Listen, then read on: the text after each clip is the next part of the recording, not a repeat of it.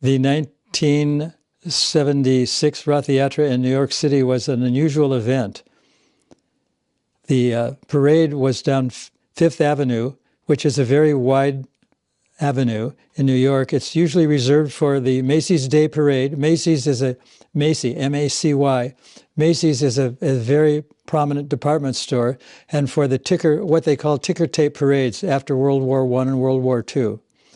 Somehow the devotees got this permission to have the procession proceed down this street.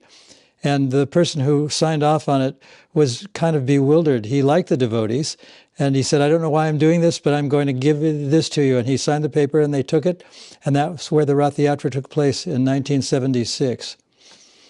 But in 1976, it was difficult to build the Rath Yatra carts because they needed a space.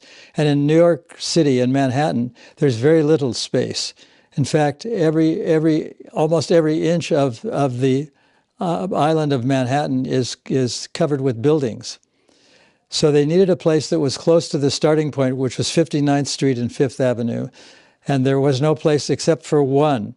And they started to build a cart there. And there was one vacant lot over in the far west side of New York City, right on the Hudson River. This, they found out later, belonged to the Pennsylvania Railroad Company. Anyway, while they were building the carts, a person who was in a building, in a flat opposite where the place was built, saw something happen. There was a gust of wind, and the cart that had been partly built was completely blown down by the wind. So this person who witnessed the whole thing came out and said, what are you going to do? And they said, well, there's nothing we can do except to rebuild it all over again. So they rebuilt it, and they rebuilt the three carts were going down Fifth Avenue. They found out later that this particular property, this vacant lot, was owned by the former president of the United States, Donald J. Trump, who was asked if he would sign off on it.